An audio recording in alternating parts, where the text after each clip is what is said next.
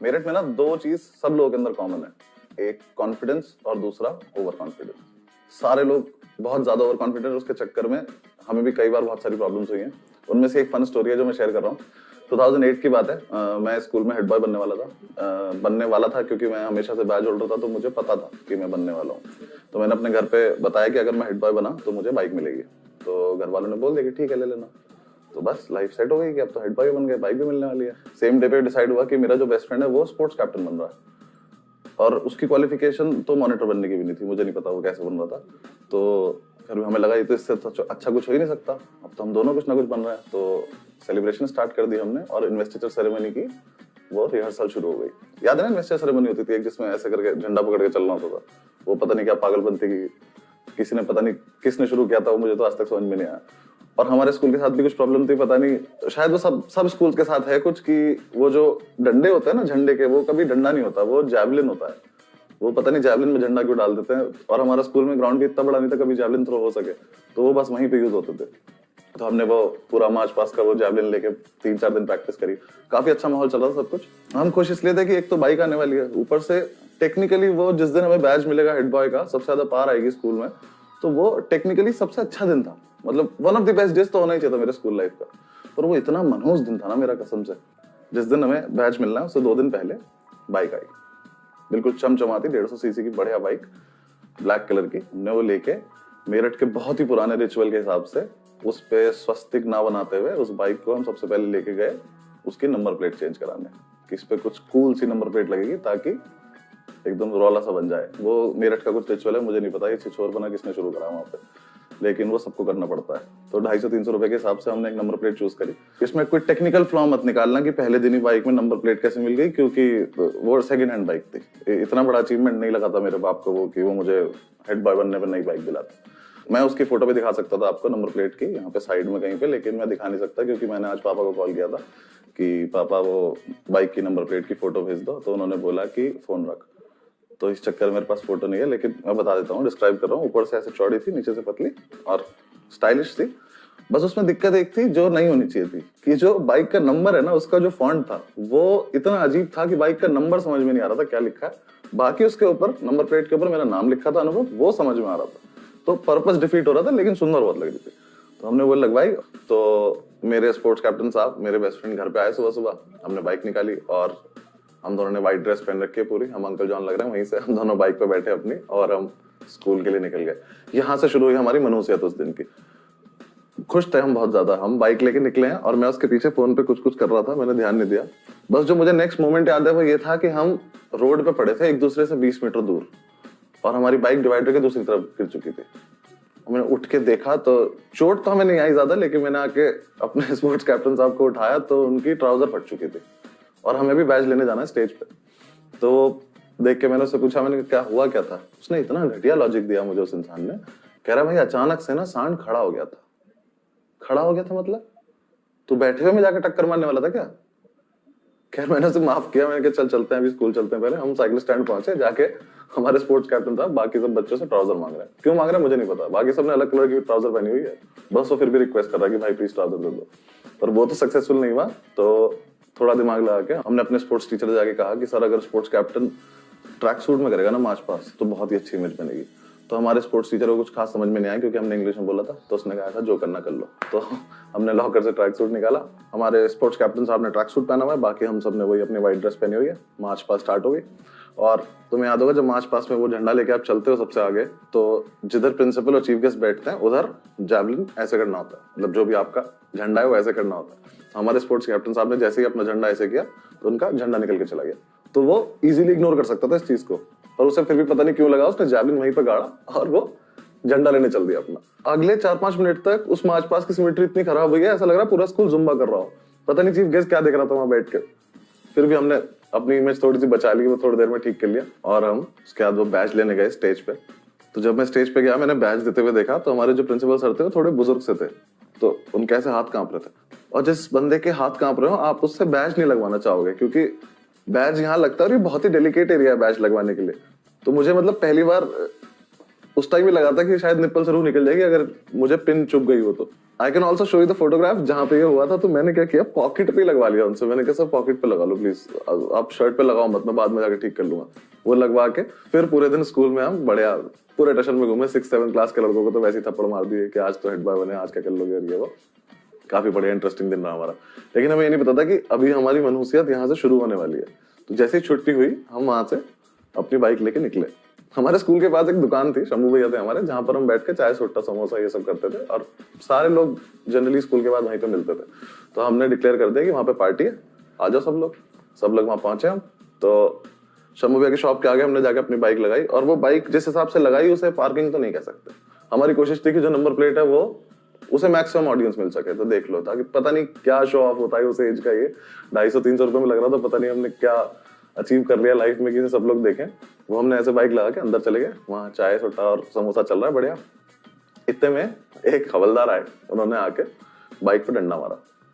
मुझे ये नहीं पता कि वो क्या ओवर कॉन्फिडेंस था मेरा और मेरे बेस्ट फ्रेंड का कि हम दोनों ने इग्नोर कर दिया उसको। उसने वहां से बोला बाइक किसकी, हमने जवाब ही नहीं दिया, पता नहीं क्यों। उसने नंबर प्लेट पढ़ी, उसने नाम पढ़ा, कहता अनुभव कौन है। तो मैंने दूर से हाथ उठाया, मैंने कहा मैं। तब तक मुझे बिल्कुल नहीं समझ में आ रहा था कि मैं ऐसा क्यों कर रहा हूँ। मुझे लग रहा था मैं ठीक कर रहा हूँ जो भी कर रहा हूँ। उसने मुझसे कहा बाइक की चाबी दो। तो मैंने जेब से चाबी निकाली और मैंने ऐसे फेंक के दी। मैंने कहा ये ले पकड़। उसने चाबी ली और वो चला गया वहां से। उसने जाके वो जीप में दी चाबी। जीप में से ना एक पुलिस वाला उतरा। वो जो पुलिस वाला था ना, वो मनुष्य तो नहीं था। तुमने पाताल लोग देखा होगा, उसमें हाथीराम चौधरी है ना, उससे 4-5 गुना बड़ा हाथी निकला उसमें से। मैं लिटरली बता रहा हूँ, आदमी इतना बड़ा था कि उसे खुद में अपने आप को थाना बोलना चाहिए। वो निकला है, हमने उसे देखते ही थोड़ा सा हमारा कॉन्फिडेंस डाउन हो गया। हमने ये तो नहीं एक्सपेक्ट किया था हमने कि ऐसा कुछ भी हो जाएगा लाइफ में। वो आया हमारे पास, वो आके बाइक पे बैठा, उसने हमसे बुलाया कि इधर आओ सब लोग। तो हम चले गए, हमारे शंभू भैया भी खड़े कर लिए उसने, सब लोग हम जाके पहुंच गए, हम खड़े। लेकिन वो फील इतनी अच्छी थी ना कि हेड बॉय बने आज। तो लग रहा था कुछ तो अचीव कर ही लिया लाइफ में, तो कोई फर्क नहीं पड़ रहा था कुछ खास। तो उसने हमसे कुछ कुछ बात करनी शुरू करी, चश्मा वश्मा उतारा खड़ा। ये सीन चल रहा है प्रॉपर। तभी हमारा एक दोस्त, गुल्ला कहते थे उसे हम, क्यों कहते थे आज तक किसी को नहीं पता, वो स्कूटर लेके आया अपना। उसने आके स्कूटर लगाया, बिल्कुल वैसे ब्रेक मार के जो घिसटते हुए आता है वैसे आके रोका। जैसे वो वहां आया तब उसे रियलाइज हुआ कि यहाँ पे कुछ हो रहा है। पुलिस वाले ने उसका स्कूटर देखा और उससे चाबी मांगी, तू भी दे दे, क्योंकि उस स्कूटर की नंबर प्लेट ब्लेड वाली थी। उस पे तो बिल्कुल ही समझ में नहीं आ रहा था कि क्या नंबर है इसका। तो उसने उसका भी चाबी ले ली। हम तीनों खड़े में सामने। उसने मुझसे पूछा कि तुम कौन हो।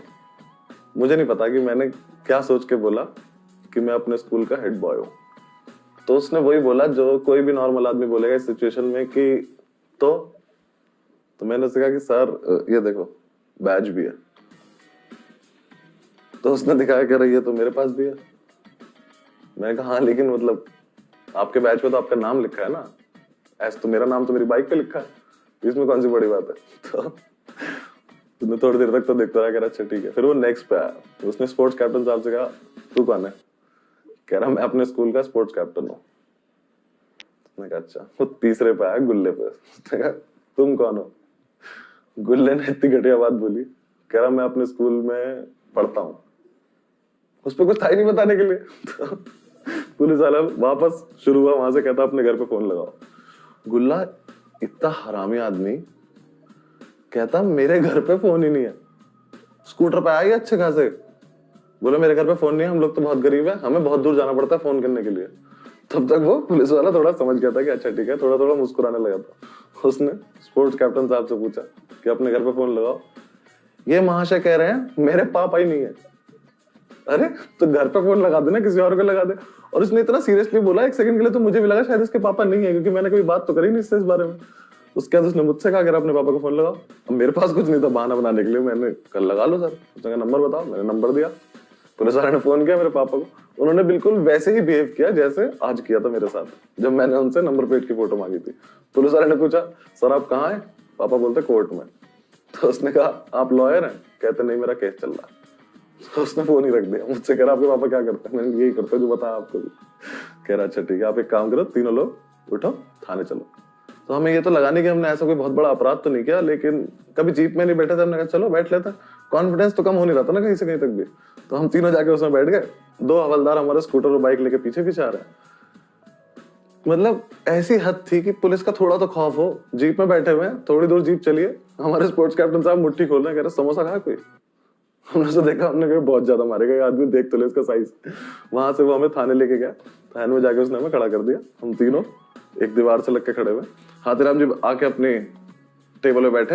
ये चल ही रहा था सीन कि वो हमसे बात करना चाहता ही था। इतनी देर में हमें पता चला कि गुल्ला मेरठ के सबसे रईस लोगों में से एक है।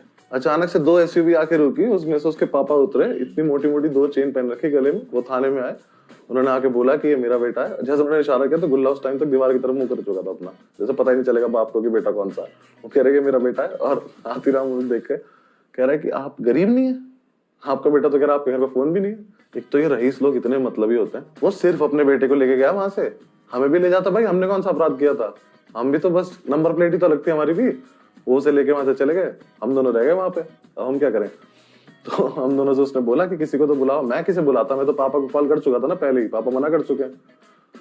इससे बोला कि घर पे मम्मी तो होंगी, घर पे मम्मी को फोन कर लो। तो इसने अपनी मम्मी को फोन किया, इसने अपनी मम्मी से बात की, और आधे घंटे बाद इसके पापा आ गए। थाने में उसके पापा है। भाई हाथीराम ने परेशान, हमने उसके चेहरे पे देखा है कि मैं अभी रिजाइन कर रहा हूँ, क्योंकि मुझसे यहाँ के 11वीं 12वीं के लड़के नहीं समझ में आ रहे हैं। मैं गैंगस्टर क्या पकड़ूंगा, ये लोग मेरे इतनी देर से पागल बना रहे हैं। अंकल थोड़े शरीफ से, उन्होंने थोड़ी देर हमें समझाया। उसके बाद वो हम दोनों को वहां से ले जाने लगे। हमसे हाथीराम ने कहा कि नंबर प्लेट 2 दिन के अंदर अंदर चेंज हो जानी चाहिए। हमने कहा हाँ देखी जाएगी। वो कर, इसकी एंडिंग इतनी अजीब थी ना, विश्वास वाला पात्र नहीं निकला वो हाथीराम। तूने हमसे डील कर लिया, हमारे घर पे पता चल चुका, अब हम घर जाके पिटी जाएंगे ना, तुझे स्कूल में बताने की क्या जरूरत थी बात। उसने हमारे जाने के बाद स्कूल में बता दिया। अगले दिन हम स्कूल पहुंचे, सुबह सुबह एक ऑर्डर आया कि प्रिंसिपल सर ने बुलाया। तो हम दोनों को लगा कि अब तो बैच होल्डर है, रोज का आना जाना होगा ही।